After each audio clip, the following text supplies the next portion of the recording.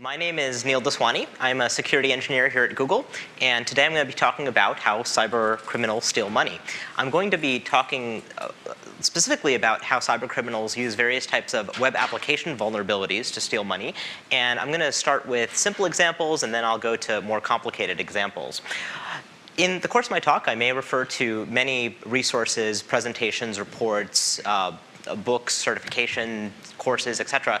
Links to those are all going to be available at my site at neildaswani.com. And at the end of the talk, I'll also be giving out a couple free copies of a security book that I published.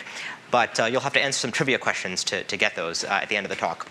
Before I go ahead and get started, the one additional thing that I wanted to mention is that given that this is a security talk, if you have any Google-specific questions, I'm going to ask you to hold them until the end of the talk, until we stop taping, and then you can ask those. But if you have general questions about the presentation or some of the techniques, then I'd be happy to take those either at the middle of the talk or at the end of the talk before we stop videotaping.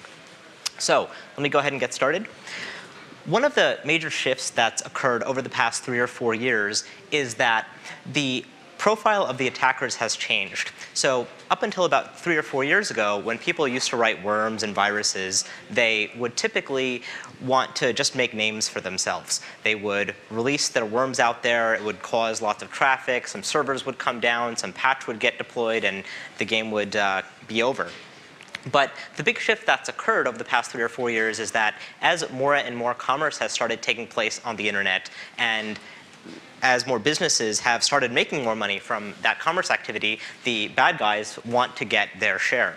And so their end goal is money, actual money. And so in many of the attacks that I'll talk about in the examples that I'll present, I'll tell you how these bad guys are working to get at money. Now, the bad guys may have a set of intermediate goals that may help them get to that money. And so some of the intermediate goals, for instance, are data theft. They'll steal identity information. They'll steal credit card information. They may decide to conduct extortion. So they will launch a denial of service attack against a website at, say, 8:30 a.m. to the point that it'll take down all of that bank's servers. They will send in a ransom note to the bank. They will say, please pay us X thousands of dollars, or we're going to shut down your servers. By the way, if you check your web server logs at 8:30, you'll notice that all your web servers were down, so I'm not kidding. And so extortion's another goal. Another goal to make money is to distribute malware. Once the bad guys distribute malware, they can then do all kinds of things with the compromised machines, assemble them into botnets, and or do what they would please with those botnets. So there's a number of intermediate goals. To give you a concrete example of such a organized crime network, so I mentioned that the attacker profile has shifted from amateurs to professionals that want to make money, and in many cases those professionals are very organized. It is their full-time job to attack sites. The bad guys in some cases will hire other people as mules to transfer money from one place to the other. So it's an extensive, organized network. We're not fighting against amateurs anymore. One example of such an organized crime network is the Russian business network. If you've heard of botnets like Storm, which have compromised anywhere from 1 million to 5 million machines, depending upon who you want to believe, the real number is probably closer to 1 million, 1.5 million. They're responsible for these types of botnets. Storm, for instance, is a peer-to-peer based botnets that can be used for denial of service, key logging, pretty much whatever one would like. The bad guys will rent out the machines on those botnets. They'll say, hey, I have a botnet, I have this many machines, I'll rent them to you for X cents per day, and you give me a binary, I'll put whatever binary you give me on those machines and farm them out. Another thing that the Russian business network is alleged for is a piece of software called malware alarm. So malware alarm is this piece of software which will pop up a dialog box on your PC, and it'll say, we think your computer is infected by malware. Please click here to disinfect. Of course, if you click here to disinfect, it will infect your computer as opposed to disinfect it. And so the Russian business network is a fairly organized group. For those of you that are interested in learning more about the Russian business network, come up to me after the talk. I can tell you some fun stories. So the goals of cybercriminals have changed over the years. to give you a little bit of data about various pseudo goals and intermediate goals that the bad guys have, this is a graph that I pulled out from a web hacking incidents database report that was done by Breach Security. They basically looked at a whole bunch of organizations over the course of 2007 and what types of attacks were reported for all of 2007. And so you can see that what the bad guys were mainly trying to do is steal sensitive information, like credit card numbers, identity information. Once they steal that information, they can do various things with it. They could decide to use that sensitive information for their own gains. For instance, if they've stolen credit card numbers, they can then burn those credit card numbers onto blank mag stripes of their own and hand those out to mules, who they then tell to go to ATMs and try to do cash advances and whatnot, or use the cards at various points of sale. So that's one thing they can do with stealing sensitive information. The other thing that they could decide to do is to just sell the information on the black market. So the bad guys have a whole bunch of IRC channels as well as other ways of communicating with each other, and there's an underground economy, there's a market. So on the underground market, a credit card number might be worth, say, $10 per credit card number, and they can get bought and sold in bulk. So stealing sensitive information is one thing that the bad guys do. The next highest category of intermediate goals for the bad guys that's listed on this slide is defacement. So that's simply somebody changes what's on the front page of the website to get their own, say, political message across. Now, I should mention that this particular report queried a lot of government agencies. And so because the number of government agencies queried in this report tends to be a little bit on the high side, we said defacement is probably a little bit on the high side with regards to other databases that I've seen describing incidents.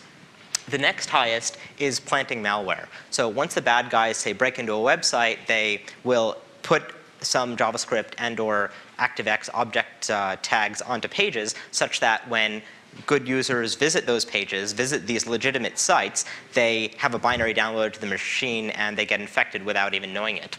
So that's the next biggest category. You can imagine that if we were to look at more commercial websites as opposed to government websites, the amount of planting malware would increase and the amount of defacement would decrease, simply because if a website is highly trafficked and there's lots of users going there, the bad guys simply want to take advantage of that traffic to deploy their malware and then decide what to do with the users after that point. There's one final point I want to make about this graph, and this graph is based on incidents as opposed to vulnerabilities. So for those of you that are familiar with web application vulnerabilities, you may be aware that cross-site scripting happens to be a major problem on the internet. A lot of the vulnerabilities reported are typically cross-site scripting vulnerabilities. And I'll chat a little bit about some types of cross-site types of attacks later in the talk, but the thing to keep in mind is that those are vulnerabilities as opposed to the actual incidents. This graph shows incidents, so what the attackers are actually trying versus what, say, security researchers are trying. So this slide summarizes some things about the intermediate goals on the part of the attacker. So I've given you some high-level information about trends in this space. I'll talk a little bit more about trends, but what I'm going to do is start with a simple, concrete attack, show you how it works, and then I'm going to show you some more complicated attacks as well. So I'm going to talk about SQL injection first. Actually, let me just get a quick show of hands. How many of you are familiar with SQL injection? OK, good. More than half the room, which is great. So I'm going to go through this example relatively quickly.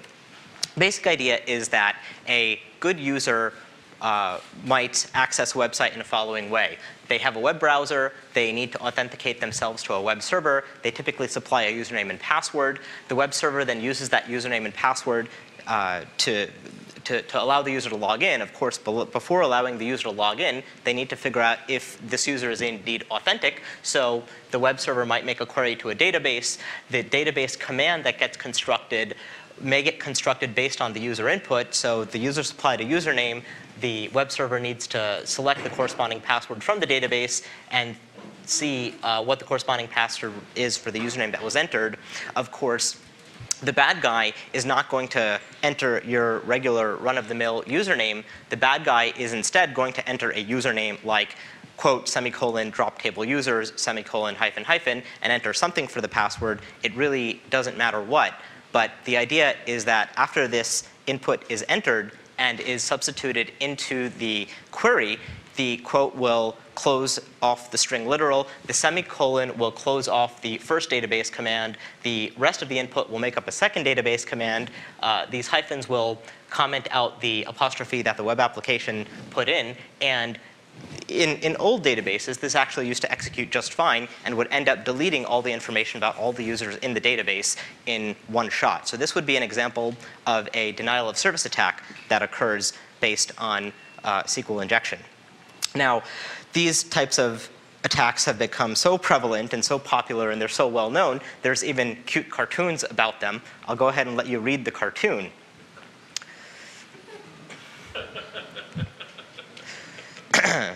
So even high schools are vulnerable to this. And if you guys have ever seen the movie War Games, in which Matthew Broderick had to open up the and get the password for the computer for the high school's database, he doesn't even need to do that anymore. He just needs to have his name be quote Robert or Robert quote drop table students, etc. So there's all kinds of other innovative SQL injection attacks that can be done. So I'll just give you one example. For instance, when you board an airplane, right, and I've been to a couple security conferences where some of these attacks have been demoed.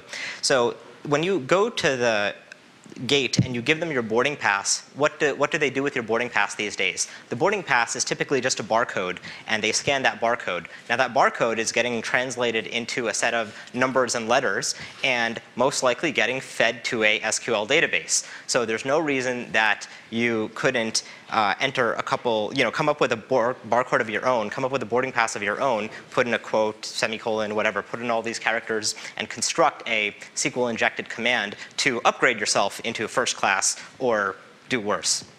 So SQL injection just isn't relevant to the web. It's relevant to many other types of applications, pretty much anything that uses a database on the back end.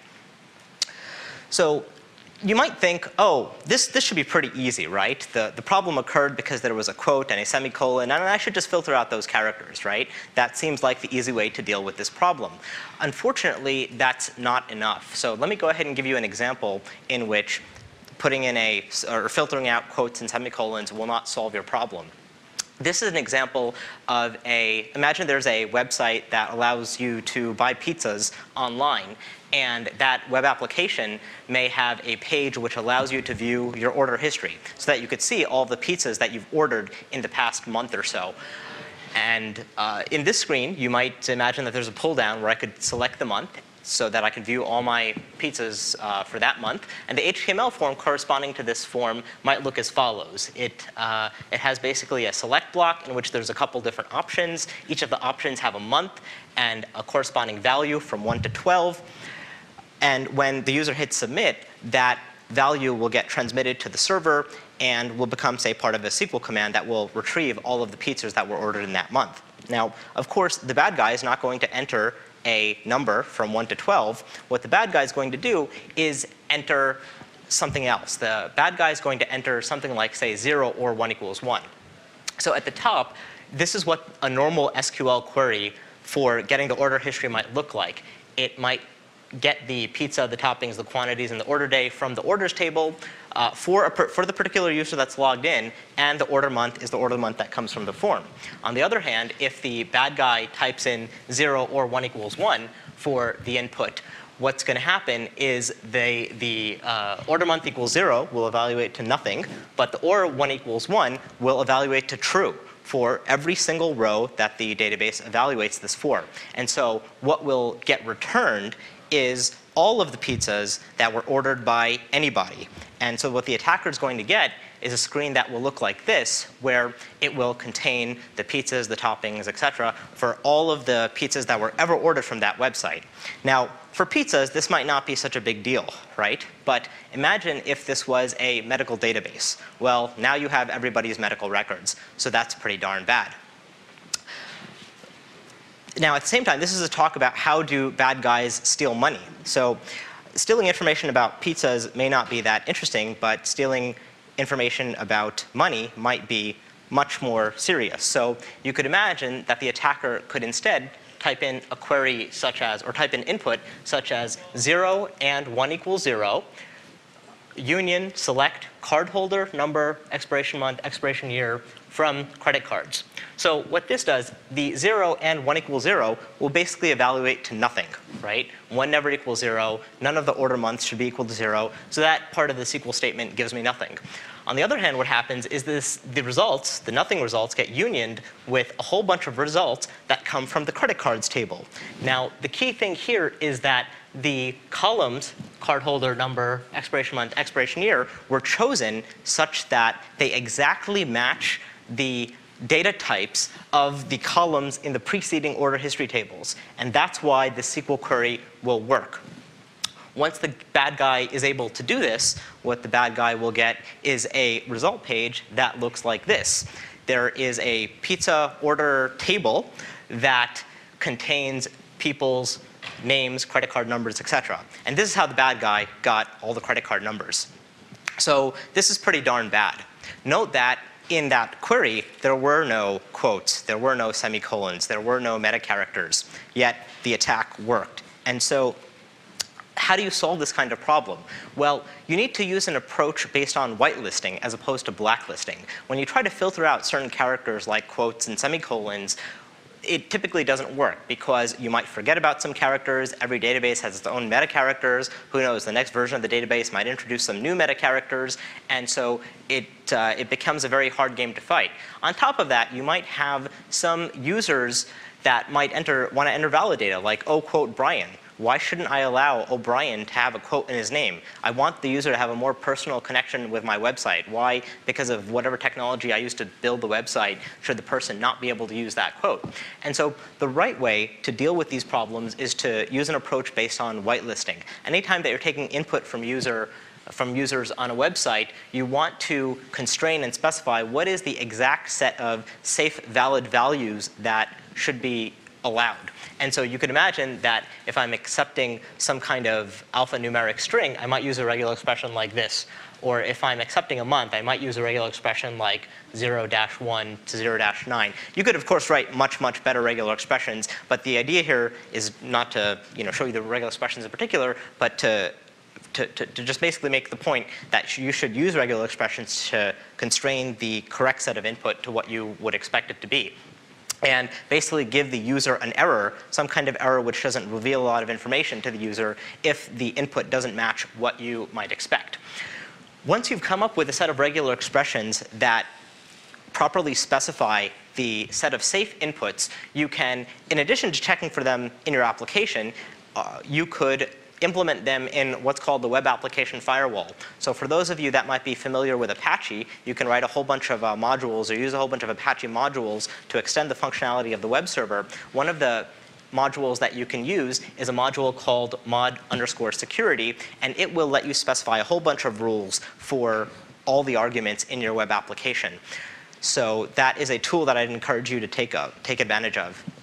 Finally, I mentioned that we want to allow usernames like oh quote Brian, and so the way that you do that properly is you take advantage of escaping functions that your database provides you with. So the name of the escaping function will differ depending upon what database you're using, but in this particular example, you just call escape with the user input, and in some databases like MySQL, it'll take the single quote, turn it into a double quote, and the double quote, when the database receives that in a SQL statement, will basically mean to the database, interpret this double quote as a piece of data and not as a piece of control. And that will help deal with the issue. Now, there's a number of other things that you can do as well to prevent SQL injection.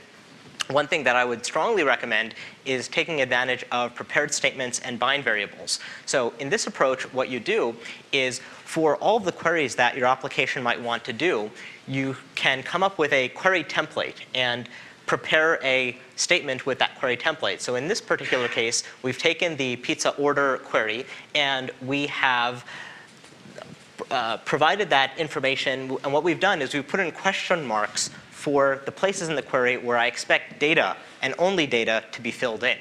And once the query template is specified, you can then have separate statements that will fill in these placeholders, placeholder number 1 with the user ID, placeholder number 2 with the parameter corresponding to the month. And the idea here is that when the database driver executes this, when the database looks at this, it will always interpret this information as data. It will not allow the structure of the query to change. And so you could imagine that what you could also do is create just one file in your application or keep all of your queries in separate places such that in your regular code, you should never really have SQL. And that will help you from a code auditability standpoint to make sure that you don't have these types of SQL injection errors.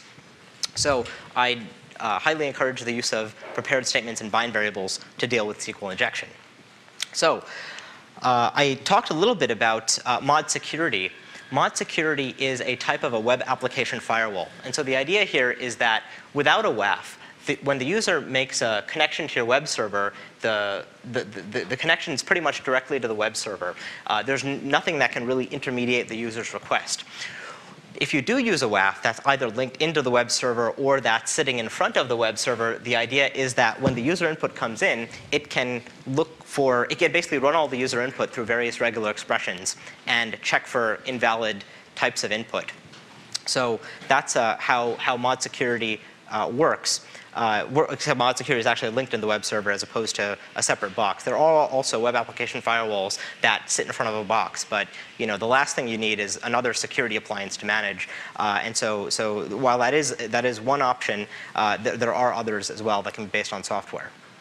To give you an example, another example for how to use web application firewalls to prevent some types of attacks like SQL injection, you can imagine that there's going to be a whole bunch of rules, and there's a whole bunch of public rules available. So especially if you're using Apache or you're using a public, that type of a website, what you could do is take advantage of rules that are available. And this particular rule is optimized. It's a whole bunch of regular expressions compiled into one, but you can get the idea that it looks for various parameters in the HTTP request and looks for certain scary strings like table, like objects, like the word password, etc. And so the web application firewall can be used to provide you defense in depth. So the idea is that you should absolutely try to write your code as perfectly as possible so that it doesn't have vulnerabilities, but you just never know. And so the web application firewall can provide defense in depth. If there's some class of attack that you didn't have in mind when you built your application, the web app firewall might be able to help protect you. So what else can you do to mitigate SQL injection? Well, one thing you can do is you can limit privileges. If your database doesn't need to change data, then there's no reason that the user account that the web server is logged into the database with or the web app server should belong to the database with. There's no reason it should have those right privileges. But as you can imagine, just reading data can also be pretty bad. You can harden your database server, harden your host to OS. Some databases like Microsoft SQL Server ship by default with a whole bunch of functionality turned on, so that I could write SQL commands that could be used to initiate outbound network connections or emails. And you definitely want to shut all of that functionality off. There is a lot more to learn about SQL injection. For instance, there's attacks like second-order SQL injection, where the bad guy takes advantage of data that's already been sanitized and is in the database, and does a command to re-inject that into a query and use it to their advantage. So another type of attack is blind SQL injection. You notice in some of the attacks that I demoed, the bad guy needs to know a little something about the structure of the database. And so blind SQL injection is a technique that can be used to reverse engineer information about the schema of the database. If you're interested more in that, I suggest chapter 8 of my book or the web. There's a lot of good information out there. So that is attack type number 1, SQL injection. That's one of the simpler attacks. Can I answer any questions about SQL injection before I move on to the second type of attack that I'm going to talk about, cross-site request forgery? No questions about SQL injection. OK. I'm going to move on to talk about cross-site request forgery. So this is another attack which can be leveraged by the bad guys to steal dough. And how is the bad guy going to do that? Well, I'm going to show you by way of example. Let's assume that we have two sites. One site called bank.com, which is a legitimate site that has an online banking application. And let's assume that a user logs into that online banking application and is authenticated with a cookie. So the idea is that the user goes to the front page of bank.com, provides a username and password. Once the user is logged in with that username and password, the the user's browser is given a cookie, and on subsequent HTTP requests, the user's browser supplies that cookie to the bank's web server. That's what authenticates the user. So let's assume that's how bank.com works. Now let's say that the user is logged into bank.com, and the user happens to get lured to some evil site called evil.org.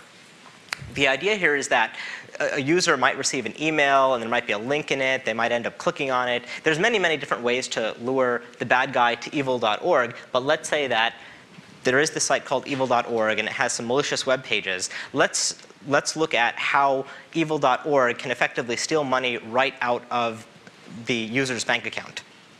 So how this attack is going to work is Alice, our good guy, or good girl in this case, is going to go to bank.com and request the login form. The login form is going to have a form for a username and password. The user, Alice, is going to fill out that form and provide bank.com with the username and password. The username and password gets transmitted to bank.com. Let's say that particular script is called auth. The username happens to be victim. The password happens to be whatever. And bank.com checks that information in their backend database. It checks out, and so bank.com sends Alice a cookie. Here's your session ID. You can give me back this identifier to authenticate yourself. Now, you can imagine that in a normal world, in a good world, Alice might then, once she's logged into the bank's web server, she might click on a link saying, I want to view my balance. So what happens when Alice clicks on the view balance link? Well, a view balance script might get called. Of course, because this cookie came from bank.com and Alice is making another request to bank.com, the browser provides bank.com the cookie. And so bank.com says, oh, OK, I know this is Alice. She just logged in. Let me go ahead and give her bank balance because she's an authentic user. So it says your balance is $25,000. Now, of course, let's look at what happens when Alice gets lured to a evil.org site in the middle of this interaction. So as before, Alice makes a connection to bank.com. She requests the login script. She authenticates herself with a username and password. She's given a cookie. Now, what's going to happen at this point is, let's say that while she's logged into bank.com in one window, she opens up another window and is reading her email and happens to click on some link, or comes up on some drive-by download page or whatever, and is served a page by evil.org. Well, what evil.org can do is serve her a web page that has some HTML on it. So let's say that Alice requests evil.html. And on evil.html is the following tag. And I've simplified this from a technical standpoint just to make the clarity of the explanation a little bit better. But you can use JavaScript or whatever else. But the idea is that there's this image source tag that has a URL that says, go make a request to bank.com. And so it specifically says, hey, go ahead and make this request to this paybill script at bank.com to go ahead and get this quote-unquote image. And by the way, supply these parameters. The parameters are the attacker's address and the amount, in this case, $10,000. And so what does Alice's trusty browser do? Well, Alice's browser wants to do a good job for Alice, and so it makes a request to bank.com. And it calls the paybill script as was requested. It passes the parameters as were requested. And oh, by the way, since the browser was already logged into bank.com, it sends the bank.com cookie to bank.com. So bank.com gets this request from Alice saying that she should pay a bill to 123 Evil Street in the amount of $10,000 and looks at the cookie. The cookie is completely legitimate. So what does bank.com do?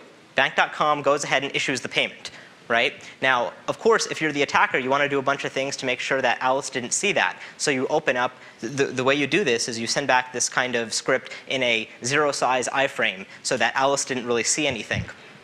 The other thing is that from an attacker standpoint, this would generate lots of forensic information, right? The evil guy doesn't want to go ahead and give exactly his address to the bank because at some point Alice is going to complain, is going to go back to the bank, say, I didn't withdraw this $10,000. So this is where hiring mules comes in. So if you've ever seen these websites where what the bad guys do is they'll put up a website that looks like it's a legitimate company. The legitimate company will have a bunch of job descriptions on it. One of the job descriptions will say, oh, we're looking for an assistant or a work-from-home job at some point.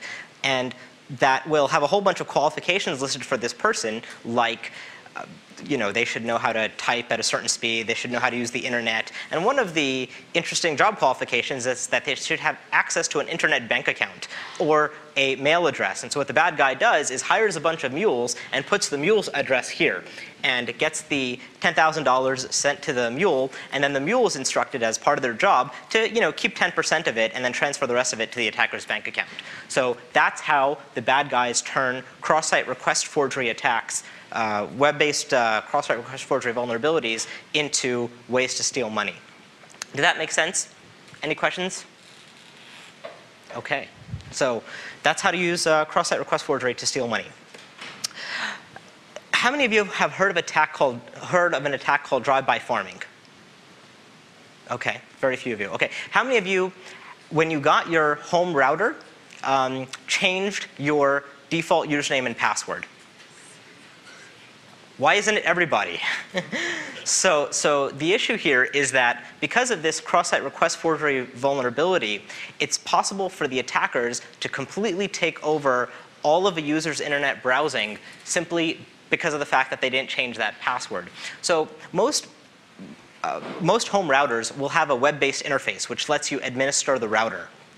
And what the bad guys do is they know that approximately 50% of home users use a broadband router and they don't change the default username and password.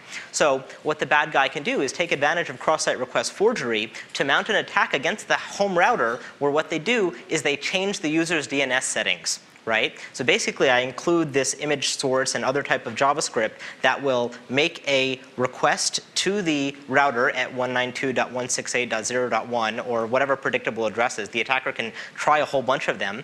And it will basically send a message to the user's router saying, please change the user's DNS settings to use the attacker's DNS server. Once that's done, even if the user types in www.sitename.com, it will get resolved to the attacker's IP address, and the attacker can put up a website that looks exactly the same.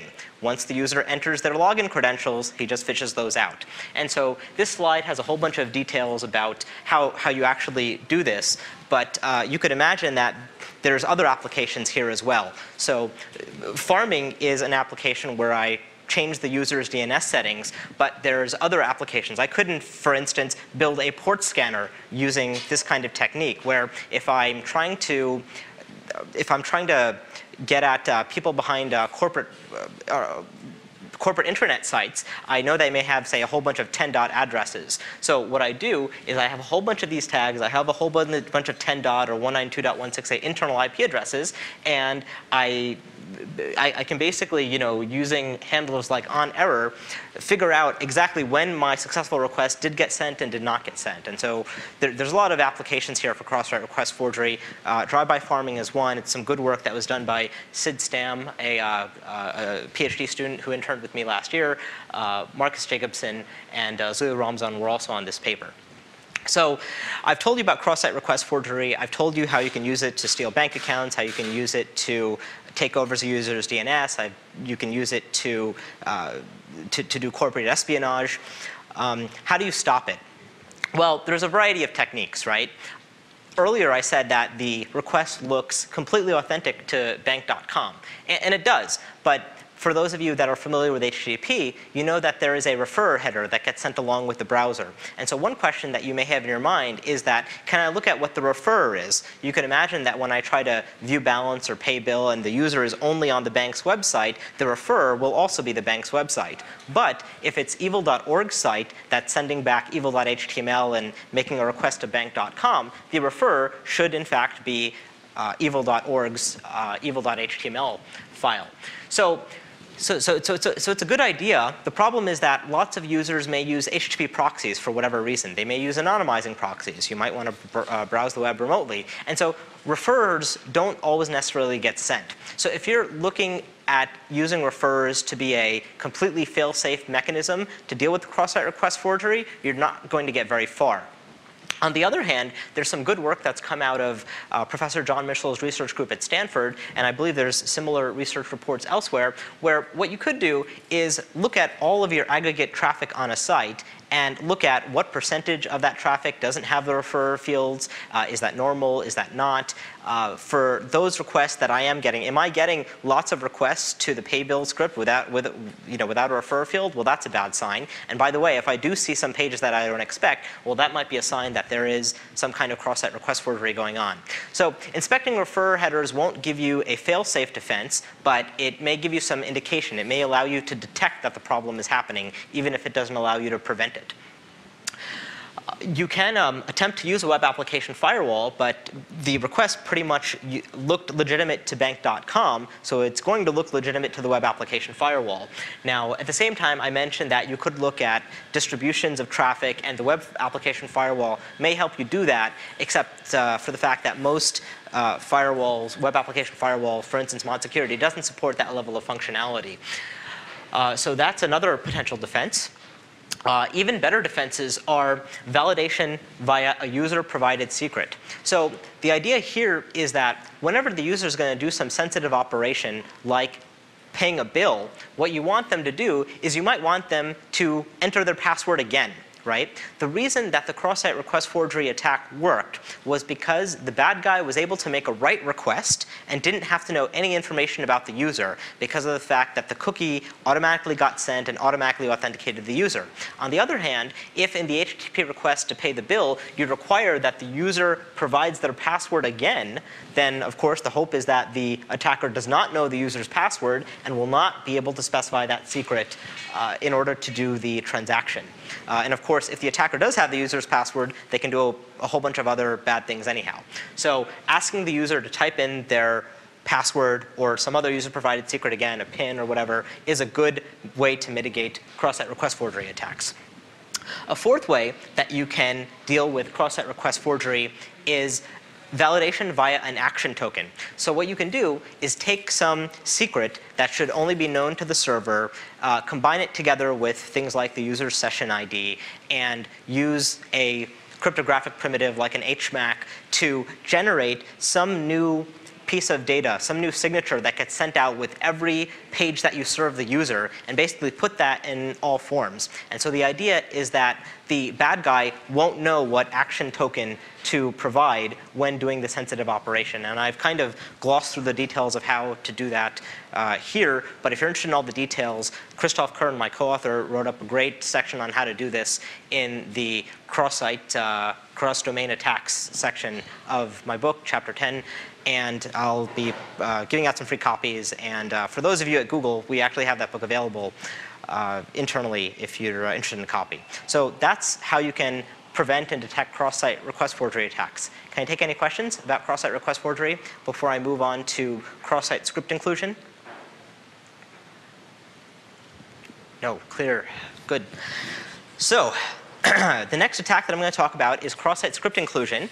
It's similar to cross-site scripting, except it takes advantage of the fact that lots of web applications are now using Web 2.0 AJAX type technology. And so I'll tell you a little bit about some of the downsides and some of the new attacks that can happen if you're not careful about how you use AJAX objects like XML HTTP request. And or if you use a framework, some kind of framework to automate the development of your Web 2.0 application like XAJAX or SAJAX or whatnot, you should have an idea of what the limitations of that framework are. So let me go ahead and talk about cross-site script inclusion. As you all know, when you're building a web application, you can have script tags, and you may put the JavaScript directly in the HTML file, but you may also decide to factor out your JavaScript into a separate file. And then you can use a script tag followed by a source attribute to include that tag. And so this is called static script inclusion, and it allows you to share code, right, between various pages on your website. It also allows you to source JavaScript from other websites. So there's a lot of advantages that come with that, but it could be dangerous. For instance, if you decide to source in a third-party JavaScript file, then they could do lots of bad things to your web page without you even knowing it. So that's static script inclusion. There's also dynamic script inclusion. And maybe what I think I should do is just go into an example. But you could imagine that when I make a request to an HTTP server, that HTTP server, in addition to sending back HTML, can also send back JavaScript. And it can send back different JavaScript depending upon what's in the request. And that's an example of dynamic script inclusion. So let me make things a bit more concrete and then show you what can go wrong.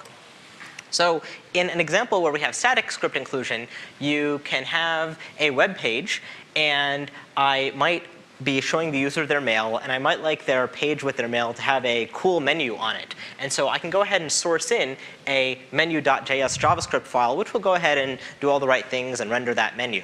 And so static script inclusion itself is not a bad thing, so long as you trust menusite.com.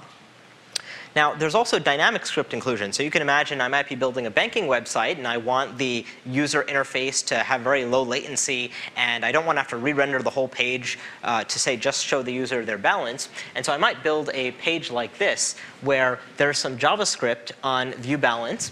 So what it can do is make a request to the server to get the user's balance, and then call a render data function to render that in place without having to reload the entire web page. So in this script, the first line will go ahead and create a new XML HTTP request object. I'm assuming everyone here is familiar with XHR. And what you can do then is you can set a handler so that when this XML HTTP request is complete, this handler will get called. What this particular handler does is it just takes the response that it gets from the server. The server will basically give back a JavaScript function call, and it'll go ahead and call eval on it. So it'll go ahead and execute that function call. Once the state change handler is set, this code then makes opens up HTTP post request to this particular URL. It says, go to bank.com, call this getData script. It gets back the data in JSON format, which is a popular way of giving back attribute value pairs. And it says that, oh, when you're finished with getting this data back from bank.com, you should go ahead and call render data. Or it's basically telling the server that give me a render data call as your result. And then it'll go ahead and send the HTTP request. And of course, also in this code will probably be the code of the function for render data, which will find the appropriate DOM object in the web page in which to stick the balance once it arrives back from the server. So this is what things look like in this particular application. And in a normal world, we wouldn't have problems. But of course, we live in the real world, so we're going to have problems. So let me demonstrate exactly what happens with regards to how this code works, and then show you what can go wrong. So Alice may decide to log into bank.com. She goes and gets the regular login script. She gets back a cookie. She might click view balance. And when she clicks view balance, bank.com gives back viewbalance.html. And when Alice's browser gets that code back, it starts evaluating the JavaScript in it. So it goes ahead and makes the post request that was in the JavaScript. It passes the appropriate callback parameter. And so bank.com gets the request. Bank.com gets the cookie. This is Alice. I'm going to go ahead and send back her bank balance information, except that bank.com is a cool Web 2.0 application now. And so it sends back this data in the form of a JavaScript callback with some JSON that has an attribute value pair for the account number and an attribute value pair for the balance. And that data goes back to the browser. The browser says, oh, OK, I'm just going to go ahead and eval this. I'm going to call render data with these JSON parameters to render the data on the web page. And so things should work just fine, unless we have an attacker in the loop. What the attacker is going to do is similar to what happened with the cross-site request forgery attack, what's going to happen here is the user might get lured to evil.org while logged into the bank.com website, and the evil.html that the attacker is going to send back is going to be a little bit different in this case. In this case, as in the previous case, the bank.com or evil.org has studied bank.com's website, and so it sends back some JavaScript which takes advantage of this render data function. So evil.org knows that there's a render data function being used, and the evil site provides its own implementation of a render data function. So this render data function, instead of rendering the data on any kind of web page, will call another JavaScript function which will send the arguments passed to this function off to evil.org. Of course, because this page comes from the evil.org domain, it can go ahead and send data back to that domain as per the same origin policy. So that's one part of the script. The other part of the script that is in evil.html that gets sent back is basically a tag which says, go ahead and call that getData script on the bank.com website, and of course, call back the render data function. So the user's browser gets evil.html and wants to faithfully render evil.html for the user, and makes the post request to the website, passes the appropriate parameter, of course, because the user is logged into bank.com, provides the session ID in the cookie. Bank.com successfully authenticates Alice. Bank.com sends back the render data script and the JSON parameters containing the account number and the balance just as before, except now what happens is that because this is being rendered on evil.html, it goes ahead and calls the render data function in evil.html, which basically says, send these parameters off to evil.org. And so the attacker gets the account number and gets the balance. Bad news. And then the attacker can do whatever the attacker would like with this information. So this is yet another example of cross-domain security problem, and how the attacker can, in this case, steal the account number as well as find out what's in the balance, and then sell that information or do whatever we would like. So what happened in cross-site script inclusion is the malicious website requested dynamic JavaScript. The browser authentication cookies would be sent because the user is already logged into bank.com. The JSON fragment returned by the server is accessible, and it's going to be sent back to the malicious site. And the bad guy simply redefined a callback method to make this happen. So that's cross-site script inclusion. So at this point, I hope I've scared everyone a little bit with all the technical details of how things can go wrong. Let me talk about a couple trends. So I'm going to cite a couple research reports. One is by Symantec, and in Symantec's latest Internet Security Threat Report reported that 58 of all vulnerabilities in the second half of 2007 affected web applications. So the bad guys are shifting more and more to attacking web applications as opposed to, say, attacking open DCOM vulnerabilities on your PC. One other interesting thing that was mentioned in this Symantec report is that the bad guys can go ahead and look at large popular sites that have vulnerabilities, and it sometimes makes sense for them to put a lot of effort exploiting those vulnerabilities on large traffic sites instead of going for smaller sites. So that's a particular trend that was highlighted in the Symantec report. Now, about 2 weeks ago, there were also attacks where what the bad guys did is they took advantage of kind of the opposite. They attacked a whole bunch of small websites. So what they did is they used various search engines to look for IIS servers, Microsoft's Internet Information Servers, and look for SQL injection vulnerabilities and applications that would use that database. So basically, they would get back a whole bunch of search results, and they would know exactly what servers to exploit. So this can also go the other way around, where the bad guys can attack lots of small sites very quickly. So on one hand, large sites are this is an issue for large sites. On the other hand, it's an issue for small sites. It's basically an issue for every site. Another statistic is that Sophos noticed that 80% of sites hosting malware are legitimate sites that have been hacked. So many of the small websites that I just mentioned would all render content to their users that came from the database. So what the bad guys did is they used techniques like SQL injection to inject malicious JavaScript and/or ActiveX type objects that once users would end up on those web pages, they would get infected by malware. So that speaks to this statistic. So users are not safe necessarily browsing legitimate sites. We basically need a lot more AV technology on this front. We need websites to get better about their server-side security.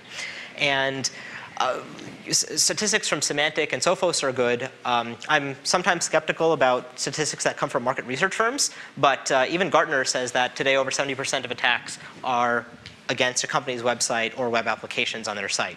So things could be a heck of a lot better. And given this knowledge and how to prevent these kinds of attacks, we can all help make things a lot better. To show you one more graph, let me show you another graph that came from this web hacking incidents report.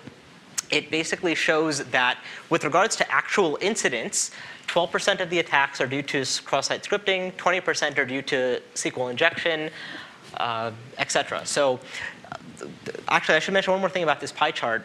There's an organization called the OWASP, the Open Web Application Security Project, and they basically every year publish a top 10 web vulnerabilities. So what breach security did in this case was they took those top 10 web vulnerabilities, plotted them against the incidents, and found that the number one web vulnerability, cross-site scripting, actually was only 12% of the attacks, whereas SQL injection, while it was number 2, actually accounted for more incidents. So there's more cross-site scripting vulnerabilities, but there's more SQL injection incidents. So let's see, I'm going to summarize by telling you where you can learn more. I'm going to tell you about some courses, certification programs, etc. This list is not comprehensive by any means. You can learn more about security pretty much at every university. A lot of the good universities, in addition to having things like cryptography courses, are now introducing system security courses. So CS 155 at Stanford, W4187 at Columbia, CS 161 at Berkeley. There is a much more comprehensive list at Avi Rubin's website. So you can check that out. There's also, for those of you that have full-time jobs and can't necessarily afford to take things over the course of a semester, there's an advanced security certification program at Stanford that can be taken either online or on campus over the course of a week, where there's 3 core courses, 3 electives. And one of the interesting things about it is, in addition to just providing lectures about all these attacks and telling you how to abstractly prevent them, what we do, and I have to, in the interest of full disclaimer, mention that I helped Stanford with this program. Basically what we do is we put people in labs and we have them actually construct the attacks under some test websites that we constructed and then write the actual defenses. So that is useful, and we do that on campus. Of course, you can do that in a lab where you're kind of isolated from the real internet, and you make sure that you don't end up impacting real sites. We also took all of that all of the software that we're running in the lab, and we put them on VMware images. So even if you need to take the courses online, you can go ahead and benefit from those labs, even if you take the courses online. This is the URL. So let's see. So there's a lot more information. This is the URL to go to. Actually, this should be scpd.stanford.edu/advanced-security. The next course is coming up in July, so keep an eye out for it. There's other security certification programs available. There's a certification called the CISSP, the Certified Information Security Professional. It's much more broad. It focuses on various aspects of security beyond just software security. It focuses on physical security, telecom security, etc. There's also a new certification that's come out from a group called SANS, called the Secure Software Programmer Assessment. It's basically, both of these are actual multiple choice tests, so you'll learn a lot by preparing for them. There's also lots of books. There's my book, Foundations of Security, What Every Programmer Needs to Know. I'll give out some copies. I'll do some trivia questions in just a second.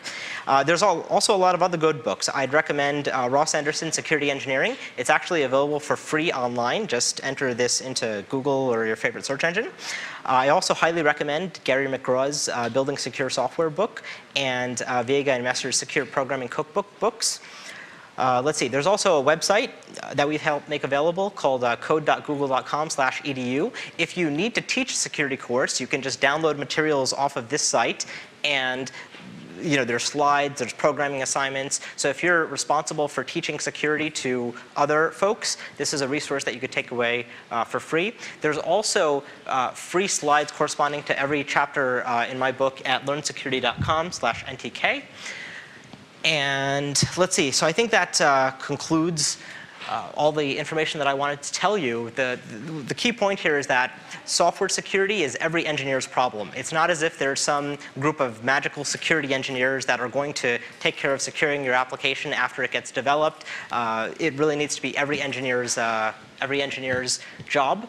And I mentioned a various set of resources. In addition to my website, neildeswani.com, you can also go to learnsecurity.com. My contact information is there. So I hope that you guys have learned at least one thing new.